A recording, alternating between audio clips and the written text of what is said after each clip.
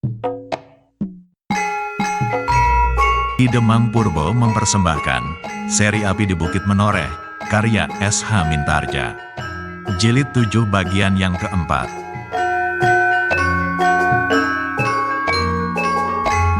Pada akhir bagian 3 yang lalu, Sidanti yang memaksa memberikan obat untuk Untara, ditahan oleh Agung Sedayu, Widura dan Kitano Metir. Apa yang akan dilakukan selanjutnya? Silahkan ikuti bagian ini.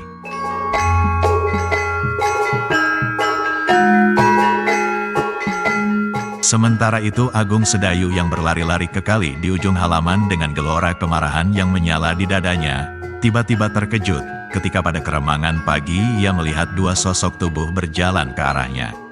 Namun tiba-tiba sesosok di antaranya segera lenyap dan yang tinggal kemudian adalah Sidanti. Agung Sedayu itu tidak sempat berpikir dan bertanya, siapakah orang yang satu itu yang kemudian bersembunyi? Namun yang ada di dalam dadanya adalah kemarahan yang menyala-nyala. Dengan serta-merta, maka Agung Sedayu itu berteriak, kau telah berusaha membunuh Untara. Sekarang aku datang untuk menuntut balas atas luka-luka yang dideritanya. Sidanti terkejut. Jawabnya, siapa bilang? Untara sendiri. Omong kosong. Untara belum sadar. Jangan ingkar. Aku sudah tidak mempunyai pilihan lain sekarang. Sidanti itu mengerutkan keningnya, namun tiba-tiba ia tertawa, bagus. Katanya, aku yang berusaha membunuh Untara, sekarang aku harus membunuh Agung Sedayu. Agung Sedayu tidak menjawab, segera ia meloncat maju dan menyerang Sidanti sejadi-jadinya. Sidanti benar-benar terkejut menerima serangan yang tiba-tiba itu. Karena itu, maka ia tidak segera dapat mengelak. Dengan cepatnya ia berusaha untuk memunahkan serangan Agung Sedayu itu dengan menyilangkan kedua tangannya menyambut tangan Agung Sedayu. Pada saat itu, Agung Sedayu benar-benar telah mempergunakan segenap kekuatannya dilambari dengan kemarahan yang membara di dalam dirinya. Karena itu, maka kekuatannya pun seakan-akan bertambah-tambah juga. Sehingga kemudian terjadi suatu benturan yang dahsyat antara keduanya, benturan kekuatan antara Agung Sedayu yang melontarkan kemarahan yang meledak dengan kekuatan Sidanti yang tegak seperti batu karang. Demikianlah maka kedua kekuatan itu telah melemparkan keduanya, sehingga masing-masing terpental dan jatuh terbanting di atas tanah. Namun mereka terguling, maka segera mereka meloncat berdiri dan siap kembali untuk mempertahankan diri masing-masing. Agung Sedayu yang sama sekali tidak dapat mengekang dirinya karena kemarahannya, segera menyerang kembali. Serangannya langsung mengarah ke titik-titik yang berbahaya pada tubuh Sidanti. Kalau selama ini Sidanti dan Agung Sedayu selalu urung bertempur dalam setiap persoalan, maka dendam yang tersimpan di hati masing-masing itu kini seakan-akan tertumpahkan. Sidanti yang selama ini merasa tersisihkan karena kehadiran Agung Sedayu, baik oleh Widura, orang-orang Sangkal Putung, lebih-lebih Sekar Mirah, namun usahanya untuk memancing perselisihan selalu gagal. Maka kini ia terlibat dalam suatu perkelahian dengan Agung Sedayu. Karena itu, maka kesempatan ini harus dipergunakan. Ia harus bertempur sampai rampung, mati atau mematikan. Apalagi Agung Sedayu ternyata telah mengetahui bahwa dirinya lah sebenarnya yang telah berusaha membunuh Untara. Dan Sidanti tidak dapat mengingkari kalau itu dikatakan oleh Untara sendiri. Meskipun demikian Sidanti itu menyesal, kenapa ia tidak dapat menusuk anak muda yang mendapat kepercayaan langsung dari Ki Gede Pemanahan itu sekaligus, sehingga Untara itu masih sempat berkata tentang keadaannya. Karena itu, maka Agung Sedayu itu pun harus mati.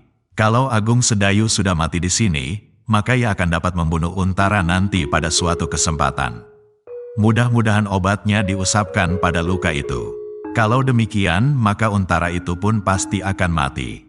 Tetapi kalau tidak, kalau rencana itu gagal, Sidanti itu menggeram. Apa yang dilakukan kali ini adalah suatu sikap terakhir.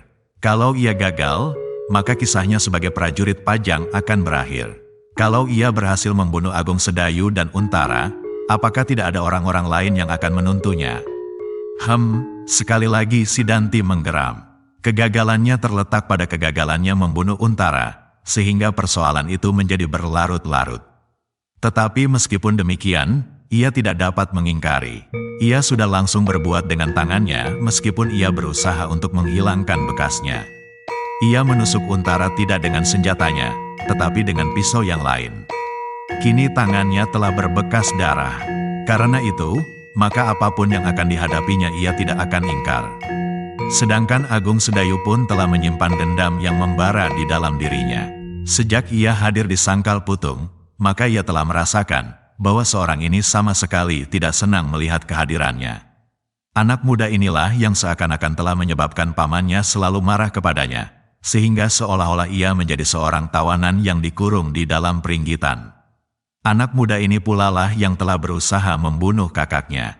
Sampai saat itu kakaknya adalah orang yang paling baik yang dikenalnya. Orang yang selalu melindunginya dalam setiap kesempatan. Orang yang tidak pernah menyakiti hatinya. Orang yang telah menggantikan ibu bapaknya. Kini orang yang bernama Sidanti itu akan membunuh kakaknya itu.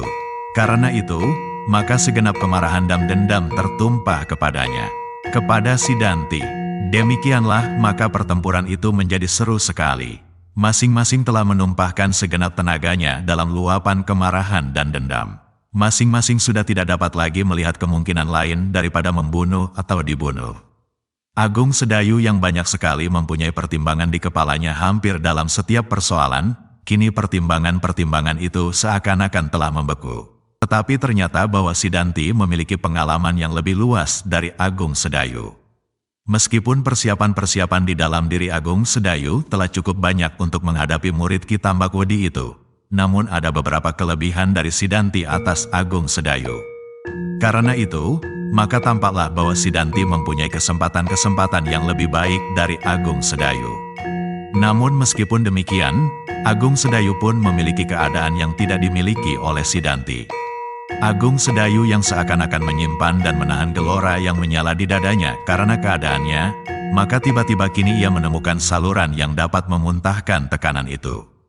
Sebagai seorang penakut, maka Agung Sedayu selalu berangan-angan untuk menjadi seorang yang pilih tanding. Seorang yang tak terkalahkan, namun setiap gejolak di dalam jiwanya selalu disekapnya di dalam hati. Kemudian setelah ia berhasil menembus dinding yang menyelubunginya, tiba-tiba ia dihadapkan pada persoalan yang langsung menyentuh perasaannya yang paling dalam. Sehingga dengan demikian maka Agung Sedayu itu seakan-akan benar-benar sebuah bumbung minyak yang terbakar. Meledak dengan dahsyatnya. Karena itu, maka tandangnya pun menjadi tidak menentu. Ia telah kehilangan kemungkinan untuk mempertimbangkan setiap geraknya. Hanya satu yang ada di dalam hatinya, membinasakan Sidanti. Sidanti melihat tandang Agung Sedayu itu benar-benar terkejut. Agung Sedayu dalam tangkapan Sidanti adalah seorang yang halus dan lunak. Ia menyangka bahwa dalam perkelahian pun Agung Sedayu akan mencerminkan sifat-sifatnya itu. Tetapi tiba-tiba ia berhadapan dengan gerak yang ganas dan kasar. Bahkan kadang-kadang sama sekali di luar dugaannya. Agung Sedayu menyerang seperti seekor serigala yang lapar. Tidak hanya seekor, namun tiba-tiba karena luapan perasaannya, Agung Sedayu telah menumpahkan segenap ilmunya, sehingga seakan-akan Sidanti itu menghadapi berpuluh-puluh serigala yang kelaparan sedang berusaha bersantap dengan dagingnya. Karena itu, maka perkelahian itu menjadi semakin sengit. Sidanti berusaha untuk melawan Agung Sedayu dengan segenap kemampuannya pula.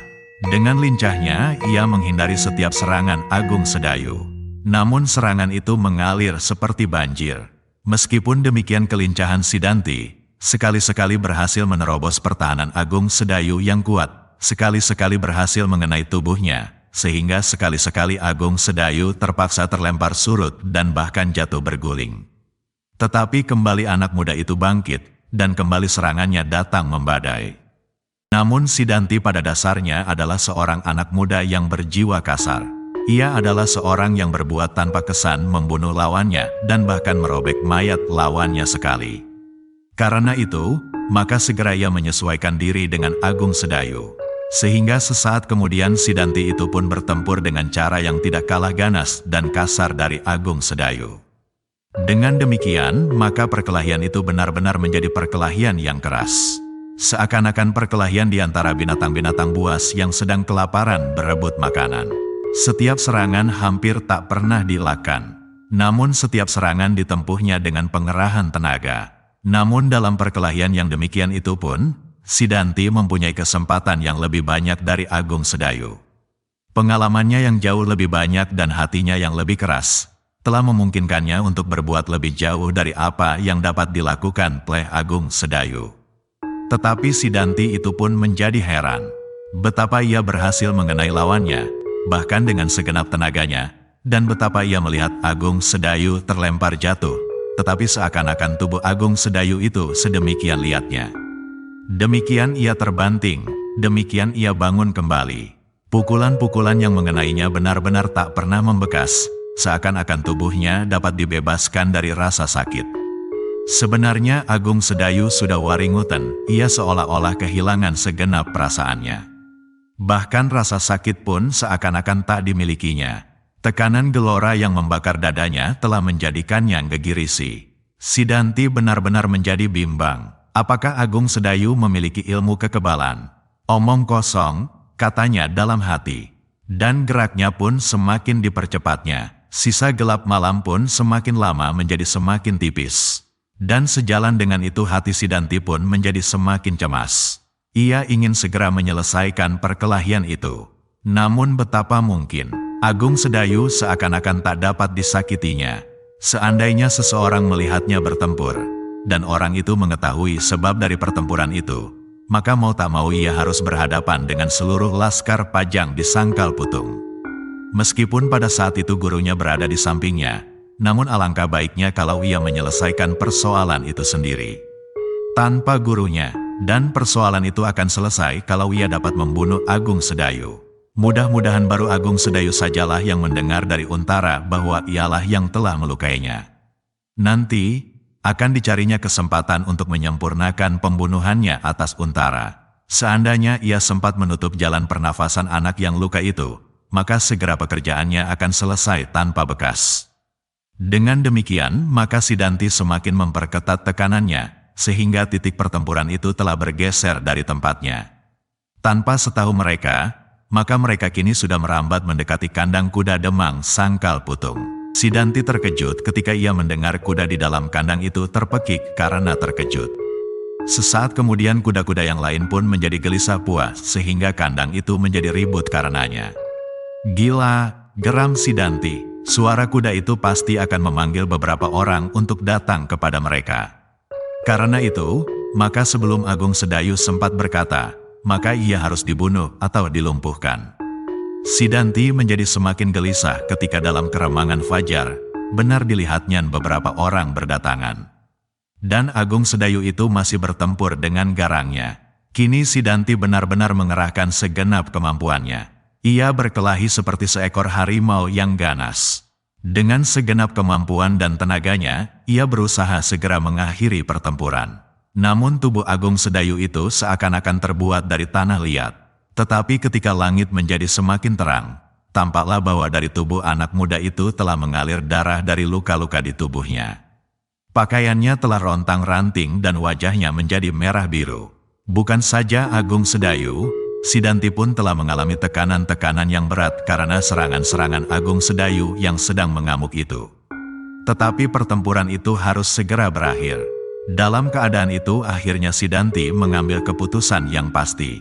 Agung Sedayu harus dilumpuhkan dengan cara apapun juga. Karena itu, maka dengan serta-merta si Danti itu meloncat, meraih sepotong kayu yang tersandar di dinding kandang itu. Dengan kayu itu ia bertempur melawan Agung Sedayu. Betapapun kuatnya Agung Sedayu, namun dalam kegelapan pikiran itu, ia sama sekali telah kehilangan hampir segenap perhitungannya. Itulah sebabnya ia tidak dapat melihat dengan hati yang dingin, apa yang telah dilakukan oleh si Danti. Tangan si Danti benar-benar seperti tangan hantu yang sangat berbahaya. Meskipun kali ini ia tidak memegang senjata perguruannya, namun sepotong kayu itu pun benar-benar dapat dipergunakan sebagai senjata yang sangat berbahaya. Dalam perkelahian tanpa senjata, anak muda itu telah menunjukkan beberapa kelebihan dari lawannya. Apalagi kini ia menggenggam sepotong kayu. Maka tanpa mempertimbangkan akibat-akibat yang dapat terjadi, si Danti telah mempergunakan senjatanya untuk melawan dan berusaha membinasakan Agung Sedayu. Sebuah pukulan yang keras telah mendorong Agung Sedayu ke samping. Berbareng dengan teriakan beberapa orang tiba-tiba melihat perkelahian itu. Bagaimana si Danti tidak puas dengan pukulan pertama itu? Sebelum Agung Sedayu sempat menguasai dirinya, maka Sidanti telah mengulangi serangannya. Agung Sedayu masih sempat melihat kayu yang terayun itu. Karena itu, maka ia masih berusaha untuk menghindarkan dirinya dengan membungkukkan badannya. Kayu itu menyambar beberapa jari di atas kepalanya. Namun karena geraknya yang tiba-tiba, Agung Sedayu kurang dapat menguasai keseimbangan dirinya, sehingga ia jatuh terguling. Kesempatan itu tidak disia-siakan oleh Sidanti. Agung Sedayu harus menjadi terdiam saat itu, supaya ia tidak dapat mengatakan sebab dari perkelahian ini. Dengan garangnya Sidanti mengangkat sepotong kayu itu untuk diayunkan ke kepala Agung Sedayu yang belum sempat bangun kembali. Beberapa orang yang melihat perkelahian itu segera berlari-lari mendekati. Mereka melihat Agung Sedayu itu terjatuh, dan mereka melihat Sidanti mengayunkan sepotong kayu ke kepala Agung Sedayu. Namun jarak mereka masih terlalu jauh, sehingga mereka masih belum sempat untuk mencegah Sidanti. Mereka hanya sempat berteriak keras. Pada saat itu Widura pun telah sampai ke tempat itu pula. Ia pun melihat sepotong kayu yang terayun itu. Namun jaraknya pun masih beberapa langkah lagi. Karena itu, maka Widura itu pun hanya dapat berteriak sambil melompat sejauh-jauh mungkin. Tetapi jarak yang harus dicapainya masih ada 2-3 loncatan lagi. Sidanti sama sekali tidak mau mendengarkan teriakan-teriakan itu lagi. Ia lebih senang mempertanggungjawabkan perbuatannya itu daripada apabila Agung Sedayu mengatakan sebab yang sebenarnya. Daripada Agung Sedayu bercerita tentang apa yang pernah didengarnya dari Untara. Karena itu, maka sama sekali ia tidak mau mengurungkan niatnya. Hatinya telah bulat sebulat-bulatnya. Dengan demikian, maka kayu itu pun telah diangkatnya untuk diayunkannya kuat-kuat. Ia tidak peduli lagi seandainya kepala Agung Sedayu itu menjadi pecah karenanya. Tetapi justru karena itu, maka perhatian Sidanti seluruhnya tercurah pada sepotong kayu di tangannya dan kepala Sedayu. Anak muda itu hampir tidak memperhatikan lagi apa yang terjadi di sekitarnya. Juga ia sama sekali tidak tahu bahwa seseorang telah berdiri dekat di belakangnya. Di samping kandang kuda itu, ketika kayu di tangannya itu telah sampai ke puncak ayunan dan siap untuk meluncur ke kepala Agung Sedayu, Sidanti itu terkejut ketika ia mendengar sebuah suitan nyaring. Ia tahu benar, itu adalah suara gurunya. Namun ia tidak segera mengetahui apa yang sebenarnya terjadi. Karena itu, maka ia menjadi bingung untuk sekejap. Dan waktu yang sekejap itu telah merubah segala-galanya. Tiba-tiba ia melihat sesuatu melayang dari balik gerumbul-gerumbul di sekitar tempat itu. Namun sesaat yang pendek, ia sadar ketika tiba-tiba terdengar sepotong besi yang meluncur itu menghantam sebilah pedang yang terjulur ke punggungnya. Suara itu berdentang sedemikian kerasnya, sehingga menggetarkan halaman belakang kademangan Sangkal Putung. Namun semuanya telah terlambat, pedang itu telah menyentuh punggung Sidanti, meskipun kemudian terlontar jatuh. Namun tajamnya telah menyobek punggung itu. Sidanti mengeluh pendek. Segera ia memutar tubuhnya. Dilihatnya di belakangnya berdiri Swandaru Geni dengan mata yang menyala. Namun ternyata mulutnya menyeringai menahan sakit di tangannya. Pedangnya terlempar beberapa langkah daripadanya. Sidanti itu pun menjadi semakin marah bukan buatan. Namun terasa luka di punggungnya itu sedemikian nyerinya. Terasa seakan-akan dari luka itu dihisapnya segenap kekuatannya, sehingga dalam waktu yang singkat itu, hampir-hampir ia menjadi lemas dan tak berdaya. Namun ia tidak mau jatuh dan mati di tempat itu. Dengan segenap kemampuan yang ada dicobanya untuk tetap tegak berdiri sambil memandang setiap wajah yang berada di sekitarnya. Dilihatnya Widura yang kini telah tegak di hadapannya dengan pedang tergantung di lambungnya, di sampingnya Swandaru Geni yang gemetar, namun dengan wajah yang menyala. Kemudian Agung Sedayu yang telah tegak kembali, dan kemudian beberapa orang lain. Sidanti itu menggeram penuh kemarahan dan dendam. Ia belum berhasil membunuh Agung Sedayu, dan tiba-tiba Swandaru ikut campur dalam persoalan ini. Sidanti menjadi semakin marah ketika dilihatnya beberapa orang berdatangan. Ki Demang Sangkal Putung, bahkan Sekar Mirah dan orang-orang lain. Dalam saat yang pendek itu, maka Sidanti segera dapat mengambil kesimpulan bahwa hari ini adalah harinya yang terakhir bagi jabatan keprajuritannya. Hari ini adalah hari penentuan bahwa Sidanti bukan lagi berada dalam lingkungan Laskar Pajang. Ia telah gagal mempercepat jalan dan memperpendek jarak dari tingkat ke tingkat yang lebih tinggi. Bahkan sampati ke tingkat yang paling atas. Dan kini ia harus mempertanggungjawabkannya. Namun Sidanti itu menjadi berbesar hati ketika diingatnya gurunya berada di tempat itu pula. Dan gurunya ternyata tidak membiarkan Sidanti itu menjadi gelisah sendiri. Dengan garangnya ia meloncat dari tempat persembunyiannya, dan dengan marahnya ia menggeram sambil berkata, kini kita harus berterus terang. Siapa yang harus berhadapan sebagai lawan dan siapakah yang akan dapat kita jadikan kawan? Namun adalah pasti bahwa Sidanti telah kalian anggap berbuat suatu kesalahan. Nah, cepat katakan kepadaku Widura, apa yang akan kau lakukan? Bukankah kau pemimpin dari Laskar Pajang ini? Aku menuntut, yang melukai Sidanti dengan curang, harus mendapat hukuman. Setidak-tidaknya ia harus mengalami luka seperti yang dialami Sidanti. Swandaru menjadi berdebar-debar. Apakah ia mau menerima hukuman itu? Yang terdengar adalah jawaban Sedayu, Sidanti curang pula. Kami berkelahi tanpa senjata, tetapi Sidanti memungut sepotong kayu. Itu bukan senjata. Kau memiliki kesempatan yang sama kalau kau mampu. Tetapi Sidanti tidak menyerang dari belakang. Ketika Agung Sedayu akan menjawab, Ki Tambakwedi itu membentak. Tutup mulutmu, aku berkata kepada Widura, jangan mencoba bermain-main dengan Ki Tambakwedi. Orang-orang yang berdiri di sekitar tempat itu, yang belum reda getar jantungnya atas kehadiran orang yang sedemikian tiba-tiba itu, kembali terguncang ketika mereka mendengar orang itu menyebut dirinya Ki Tambakwedi. Sesaat Widura menjadi bimbang, namun kemudian kembali darah kepemimpinannya mengalir ke dadanya. Maka jawabnya, aku tidak akan memberikan hukuman apapun sebelum aku tahu benar di mana letak kesalahan dari peristiwa ini. Dan apakah sumber yang menyebabkan ini terjadi? Persetan, teriak Ki Tambakwedi. Kau jangan mengigau Widura, atau aku sendiri yang harus menghukumnya. Widura mengerutkan keningnya. Yang berdiri di hadapannya adalah Ki Tambakwedi. Maka segala sesuatu harus dipertimbangkannya masak-masak. Karena itu untuk sesaat ia hanya dapat berdiam diri. Dicobanya untuk mengurai setiap peristiwa yang telah dan bakal terjadi.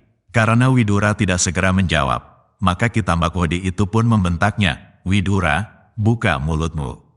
Widura sama sekali tidak senang mendengar Ki Tambakwedi membentaknya. Ketika ia berpaling ke arah Sidanti, dilihatnya anak muda itu berdiri gemetar, sedang dari punggungnya menetes darah yang segar. Sekali-sekali tampak ia menyeringai, namun ia masih mencoba untuk berdiri tegak. Dalam pada itu, Widura sedang menilai setiap orang yang berada di sekitarnya. Dirinya sendiri, Agung Sedayu, sementara itu, beberapa orang laskarnya dan Ki Demang Sangkal Putung. Kalau perlu ia dapat memanggil orang-orang lain, yang pasti akan segera datang juga. Apakah dengan kekuatan itu ia akan dapat menangkap Ki Tambakwedi? Widura menjadi bimbang. Mungkin hal itu dapat dilakukannya, namun apakah tidak banyak korban yang jatuh karenanya? Mungkin dirinya sendiri, mungkin Agung Sedayu, mungkin Ki Demang Sangkal Putung, dan mungkin mereka bersama-sama. Dalam kebimbangan itu sekali lagi Ki Tambakwedi berteriak, Widura, jawab pertanyaanku. Kalau kau mau menyerahkan anak yang melukai punggung Sidanti dan Agung Sedayu, maka aku tidak akan berbuat apa-apa. Ini Widura mengangkat kepalanya. Sudah pasti permintaan itu tidak akan dapat dipenuhinya. Karena itu, maka jawabnya, Ki Tambakwedi, aku adalah orang yang bertanggung jawab terhadap semua yang terjadi di Sangkal Putung. Karena itu aku tidak akan mungkin menyerahkan orang-orangku kepada siapapun juga, apapun kesalahannya. Aku sendiri yang harus melakukan hukuman atau segala macam tuntutan atas mereka seandainya mereka ternyata bersalah. Karena itu, tinggalkan Sidanti di sini dan aku akan melihat apakah yang telah terjadi, dan aku akan tentukan siapakah yang bersalah. Aku adalah pemimpin tertinggi dari semua jabatan yang berada di tempat ini, sehingga aku tidak mau ada orang lain yang mencampuri urusanku. Demikianlah cerita jilid 7 bagian keempat ini berakhir. Selanjutnya apa yang akan terjadi? Kita ikuti cerita lanjutannya pada bagian kelima mendatang.